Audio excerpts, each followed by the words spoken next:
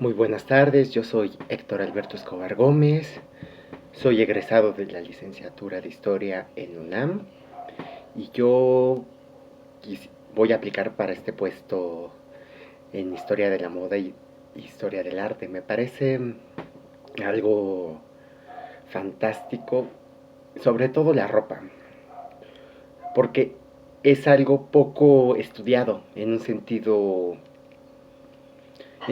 científico y más que nada es por cierta forma de denigrar a los diseñadores, porque los diseñadores a mi parecer hacen arte, hacen algo fantástico, ¿no? Y aparte la ropa es más, siempre ha sido más que solo vestir nuestra desnudez, ¿no? La ropa tiene ideología, tiene pensamiento, muestra emociones a partir del siglo XVIII, algo bien importante. ¿Y por qué es importante estudiarla? Es bien interesante porque básicamente, ¿por qué es importante saber qué ropa vistió, hagan de cuenta, Moctezuma hace 500 años? Porque es importante eso saberlo. Eso se responde contestando la misma pregunta de ¿para qué sirve la historia? ¿No? O sea, Mar, Mark Bloch, uno de los pioneros en escribir nuevas historias, porque hasta 1920 la historia solo era historia política, o sea, quién había ganado y por qué, hasta que Mark Bloch introdujo la historia social, historia de lo demás que te interesara historiar. Si te interesaba historiar la comida, si te interesaba historiar cómo va evolucionando los libros o cómo va evolucionando la ropa, ¿no? Él fue el pionero de esto. Y él escribe que si la historia simplemente no funcionara para nada, por lo menos es entretenida. Y pues aquellos que tuvieron un buen maestro de historias sabrán que su clase siempre es súper divertida, ¿no? Hay, hay enamoramientos, hay guerras, hay pasión. Es una telenovela. Y entonces, sobre todo, es importante entender la historia del vestido, más que nada, en palabras de Mark Bloch, pero él lo aplica a toda la historia de cualquier tipo, porque nos permite entender por qué estamos así, ¿no? O sea, por ejemplo, por qué yo estoy dando esta pequeña conferencia con un suéter de este tipo, ¿no? Si hubiéramos estado hace 200 años, yo como profesor tendría que, tendría que haber tenido, bueno, como profesor en Inglaterra de 1800, yo hubiera tenido que estar con un gorro tipo graduación y con mi toga negra, ¿no? Porque cómo me atrevería a dar clases de otra forma, ¿no? Pero ahora la ropa que se acepta para un profesor es algo más informal. Dejen de eso. México, hace 50 años, pregúntenle a todos aquellos conocidos que hayan tomado clase desde los años 40 a los años 60, y un profesor que viniera vestido con un suéter, olvídate, ¿no? Qué irresponsabilidad, qué, qué falta de profesionalismo, ¿no? Porque como el profesor debía ir vestido con un traje, con corbata, etcétera, etcétera, etcétera. Porque justo pasa eso, la ropa es ideología, no podemos escapar de la ideología. Es más, este tema es tan interesante porque podemos abordarlo desde muchos, muchos aspectos, desde el filosófico, desde el histórico, y una clase de historia del vestido no debería estar enfocada sim- no debería estar enfocada a los romanos vestían esto, los árabes vestían esto, sino tiene que estar enfocada en un aparato crítico. ¿Por qué creemos que los romanos vestían así? ¿No? Porque, por ejemplo, podríamos basarnos en un aspecto puramente arqueológico, ¿no? Nosotros sabemos que los romanos vestían de esta. Es más, también una de las razones que considero que no se estudia mucho la historia de la moda es porque la ropa es perecedera. No solo tenemos registros de la ropa a través de pinturas o estatuas, ¿no? Pero eso es tan engañoso como decir que los estudiantes se visten de toga y sombrero. Imagínense en unos 500 años que se acabaron todos los registros de la ropa y alguien encuentra una fotografía de graduación y ven a un grupo de graduados con su toga y su sombrero de graduado, gorro de graduado, ¿no? Y dice, no, pues así se vestían para tomar clases, ¿no? Olvidando por completo el aparato crítico, que pues esa es una foto de celebración. No necesariamente tenían que estar vestidos todo el tiempo. Y podríamos aplicarlo, por ejemplo, en un aspecto en el arte, ¿no? Por ejemplo, el arte barroco peca mucho de anacronismos. Anacronismos es poner cosas de otra época en una época distinta, ¿no? Por ejemplo, si ven las imágenes de Jesús sufriendo con soldados romanos, los soldados romanos muchas veces parecen tercios españoles, ¿no? Y esto es porque el arte barroco trataba de poner la ropa, pero de su propio tiempo, en tiempos de Jesús sobre todo, ¿no? Porque el arte barroco especifica más las escenas religiosas.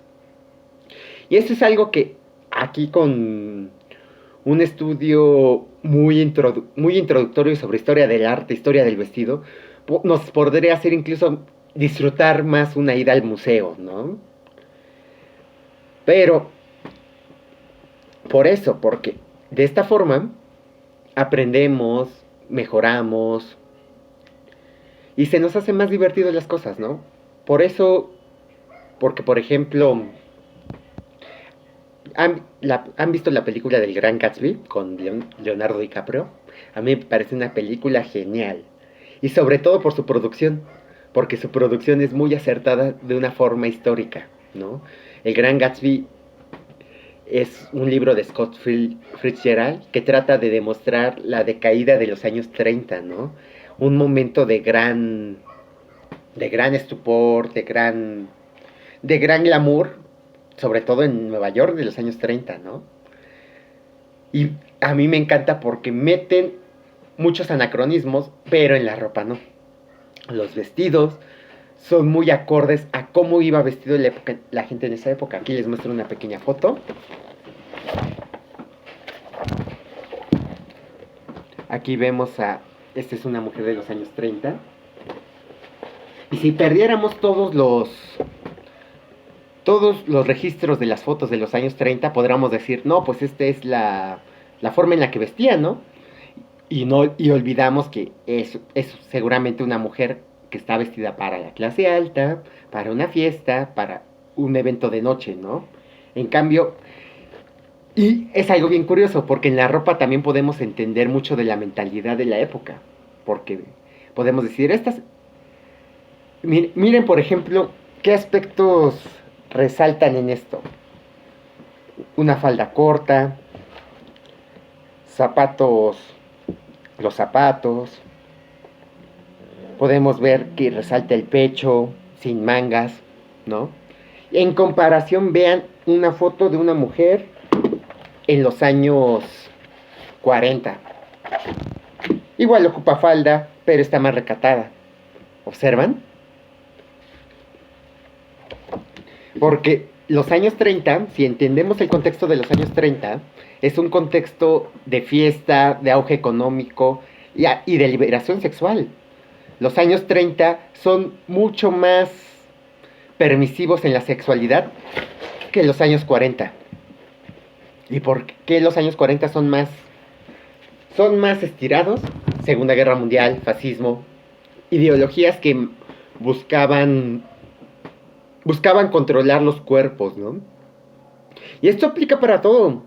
Miren por ejemplo, los vestidos de 1800, bueno, los vestidos del siglo XVIII son más escotados que los del siglo XIX. La razón, la reina Victoria deseaba imponer un estatus puritano, ¿no? Entonces, el siglo XIX es increíblemente represivo.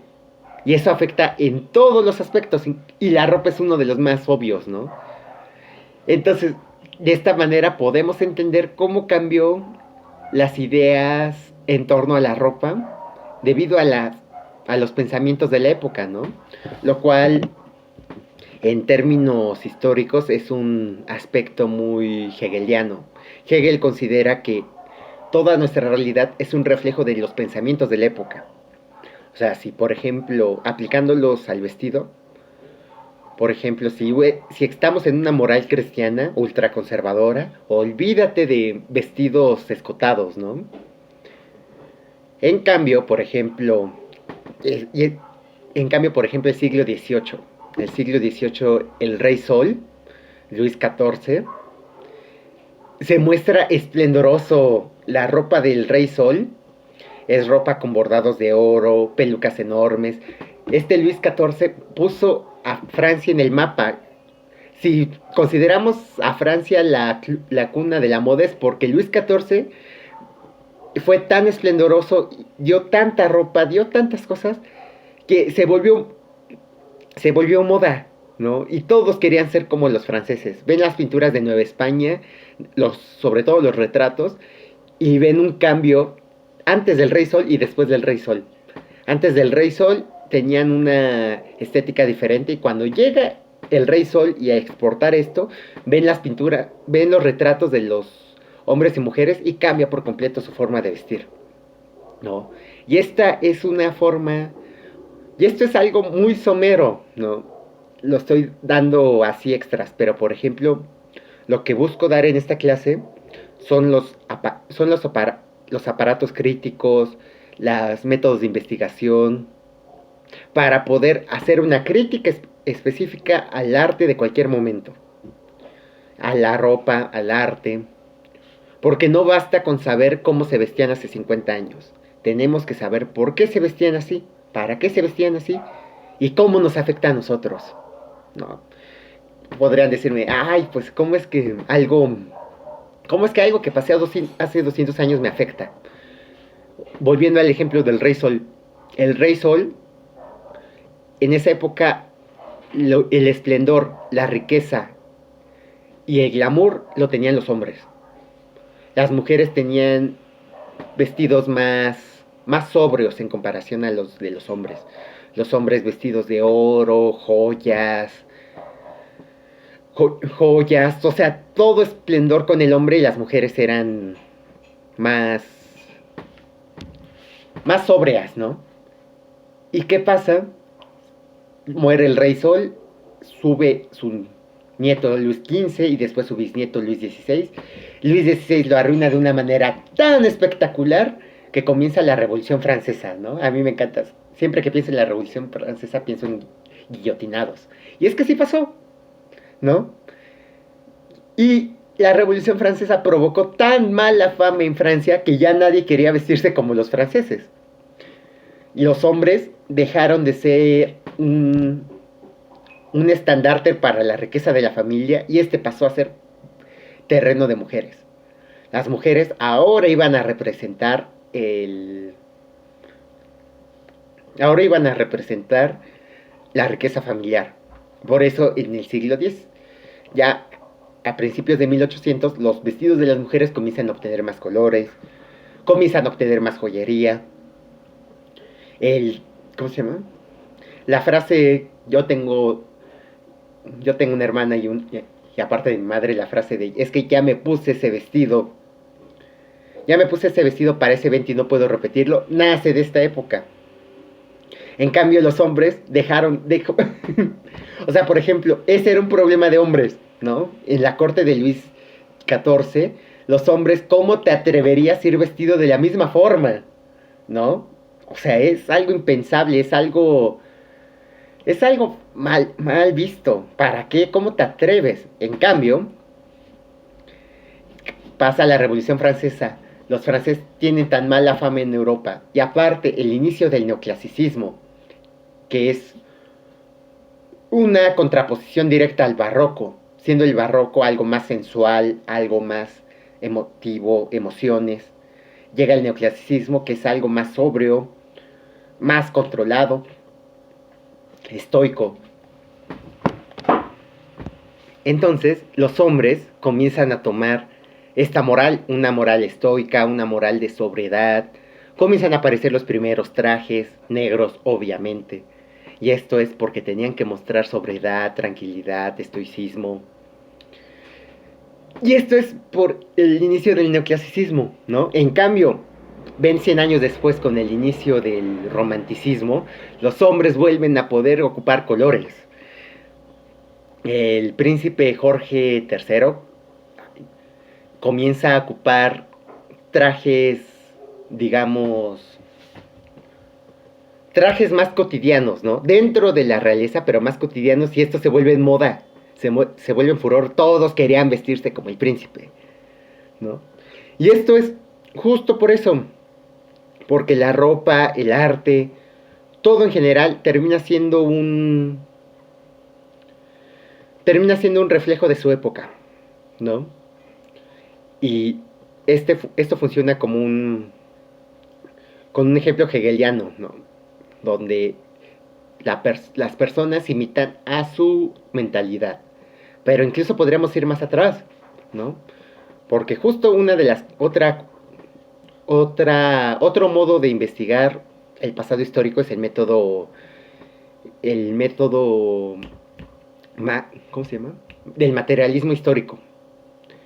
Con el materialismo histórico, lo que tienen que hacer es revisar las condiciones económicas que permitieron eso, ¿no? O sea, por ejemplo, ¿por qué es tan importante la seda? Aunque era carísima, todos querían vestidos de seda, ¿no? Podríamos hablar que por qué hay seda en Italia, ¿no? Durante el siglo XIV, pero no hay seda en Inglaterra, ¿no? Simplemente, y ahí podríamos entenderlo que Italia tenía conexión más directa con Asia y por eso recibían tela, ¿no? Podríamos ver, por ejemplo, los kimonos japoneses. ¿Por qué los kimonos japoneses están diseñados de tal forma que las mujeres tienen que caminar como patitos? Y eso es porque la moral japonesa de esa época, y actual, siguen siendo muy machistas, no permitía que la mujer adelantara al hombre caminando. Entonces la mujer tenía que ir siempre detrás del hombre, ¿no? Y estos son ejemplos muy pequeños y de mucha pizca de lo que podría ser una clase. O sea, una clase podríamos dedicarnos específicamente al siglo XVIII, a sus corrientes, a sus capacidades, y de esta manera, de una forma crítica, entender por qué se vestía de esa forma, ¿no? Otra vez, porque no basta con decir que se vestía en el siglo XVIII, dejaron de ocupar colores chillones, ¿no? ¿Eso en qué nos afectó en la actualidad, ¿no? No basta con decir que... Y incluso podremos ver más opciones, incluso más profundas, ¿no? Podríamos insertarnos en el feminismo, en ideas sobre el feminismo, en la concepción de la belleza, ¿no? Por ejemplo, hace unos años encontré una tesis que me pareció muy interesante donde decía cuáles son la mejor ropa objetivamente para gente con sobrepeso, ¿no? Por ejemplo, ¿han visto la película Django de Quentin Tarantino? A mí hay una escena genial donde Django, un antiguo esclavo, le preguntan, ¿cómo quieres vestirte? Y él decide ponerse un traje azul chillón, un traje azul celeste con sombrero, súper pegadito, ¿no? Y, y es que, y es muy divertido porque los propios personajes de la película dicen, ¿seguro que no eres esclavo? No, yo soy hombre libre. Y los propios personajes dicen, ¿y vas vestido así? O sea, tú activamente decidiste vestirte así, ¿no? Y eso indicaría mucho del pensamiento de Django, el pensamiento de su época. O sea, por medio del arte, por medio de todo, podemos aprender mucho más y no quedarnos simplemente con el, un ejemplo un ejemplo también muy bueno es que en Europa, no, perdón, en Roma, tenemos la idea de que los romanos ocupaban toga, ¿no? Cuando la toga es el equivalente a un smoking actual. solo es algo para eventos muy especiales. Pero en el imaginario colectivo pensamos que los romanos iban vestidos a todos lados con toga, ¿no? Y eso es lo que quiero incentivar aquí. Quiero incentivar un pensamiento crítico, quiero incentivar un pensamiento no, no solamente crítico, sino creativo. Porque al entender cómo fue creándose, cambiando, y los actores en la historia del vestido, podemos crear cosas magníficas en la actualidad. Y bueno, esto sería todo de mi parte. Muchas gracias.